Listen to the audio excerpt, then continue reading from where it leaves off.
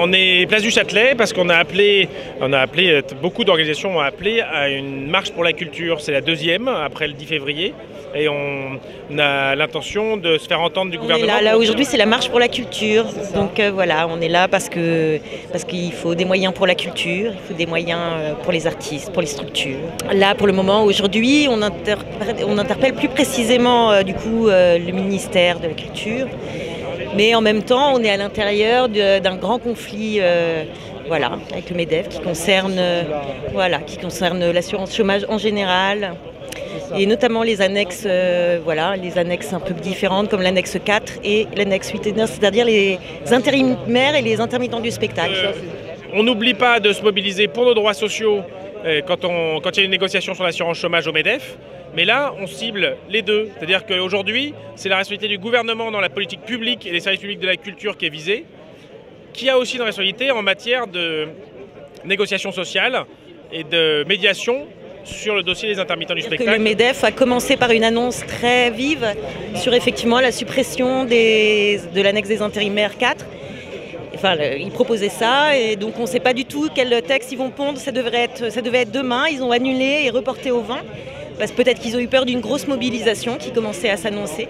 Filippetti, elle a pris des positions claires. Maintenant, on demande au gouvernement de prendre une position encore plus claire, d'obliger le MEDEF à discuter de nos propositions et de ne pas accepter des baisses des droits sociaux sur le dossier des intermittents ou sur le chômage en général pour tous les demandeurs d'emploi. C'est-à-dire qu'il faut des droits sociaux pour les artistes, les techniciens du spectacle. Et il faut aussi évidemment un budget pour la culture pour que la culture puisse continuer à vivre et que dans ce pays, voilà. D'accord. On pense que ça ne doit pas se faire parce que c'est pas possible, mais normalement on brade bien déjà, n'est-ce pas?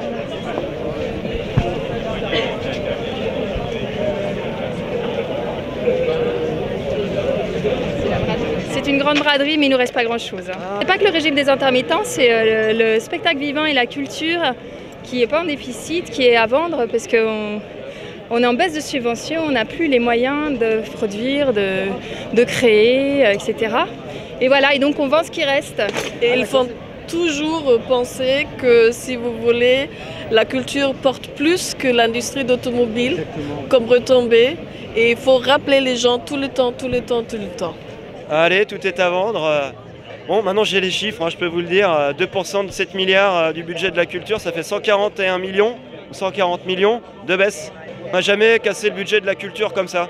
Même Sarkozy, il n'avait pas fait ça. Et ce qu'on se prend dans la tronche est tellement radical qu'à un moment donné, il va falloir qu'on sorte du cadre autorisé par la préfecture, par le pouvoir, quoi. À un moment donné, si le pouvoir nous fait mal, il va falloir riposter, quoi. Il est dit, comme le MEDEF ne comprend que le rapport de force.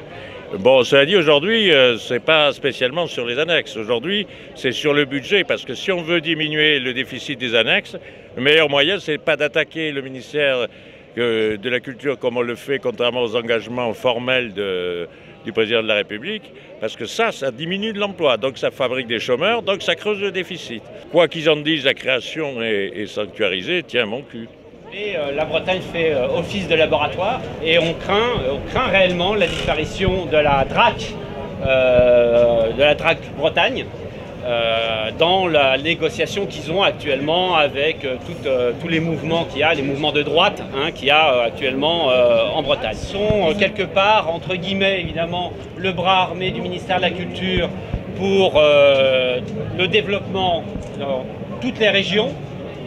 Sur l'ensemble du territoire national des politiques culturelles publiques. La disparition des DRAC en région serait une catastrophe. Et au passage, à Paris, on a appelé à une assemblée générale unitaire au Théâtre de la Colline, lundi soir, lundi 17. Donc ça fait plusieurs dates. 17 mars, assemblée générale unitaire au Théâtre de la Colline à 18h30 sur ce dossier lié à l'assurance chômage.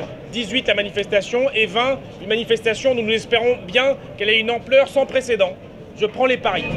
Dites-moi, est-ce que ça sent toujours le gâtaz? Ça sent le gâtaz et le vin, ça va puer. Et alors le MEDEF, message personnel pour l'autre là qui travaille dans les gaz là, le gâtaz ou je sais pas quoi là. Ça sent le gaz. Alors n'essaye pas de nous embêter parce que sinon nous on débranche et il n'y a plus de télé. D'accord? Que la culture est absolument indispensable. Que les gens, ils ont oublié, on leur fait croire qu'il y a beaucoup de choses beaucoup plus importantes que ça. Et donc il faut leur dire que la culture, elle vient avant tout. Et surtout, la culture, c'est quelque chose d'important, c'est une valeur ajoutée qu'il ne faut pas négliger. Voilà. Sans culture, rien ne dure. Ah, mais la culture coûte cher. Est-ce qu'on va y arriver? On va les crever, ces On va les connards-là. crever. La culture, c'est important.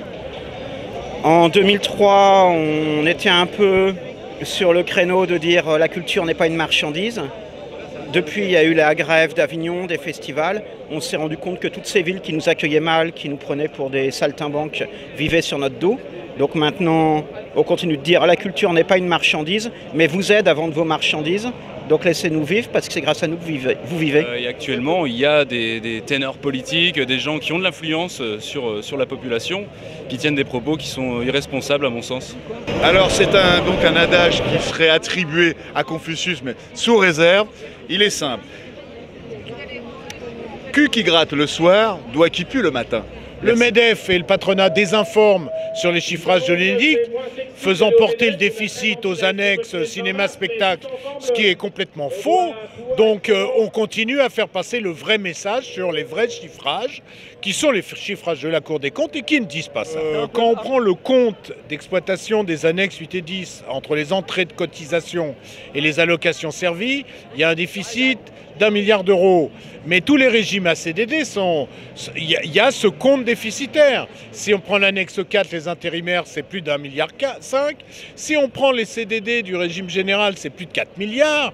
Donc c'est du baratin. On arrive à 300% du déficit de l'UNEDIC. Ça n'a aucun sens. C'est de la manipulation de chiffres pour faire porter sur les annexes 8 et 10 la responsabilité du déficit. Ce qui est complètement faux. Et pour demander à l'État d'intervenir comme si c'était une politique culturelle, alors que ce sont des droits à l'assurance chômage de salariés. C'est une vraie tromperie et certains s'y emploient du côté du MEDEF.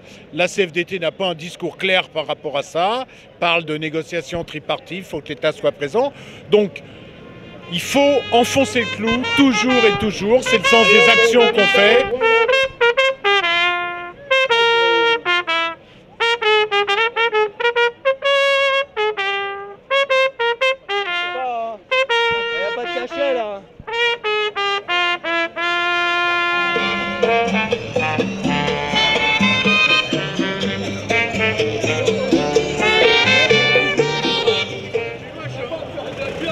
Voilà. Et là, ça va. Très bien, je suis belle, hein. Vous les soutenez, vous? Complètement. Et comment que je les soutiens? Il y en a ras-le-bol, ils vont crever, ils n'ont pas de boulot. C'est lamentable. La culture, c'est important pour vous? C'est plus qu'important. C'est l'essentiel, monsieur.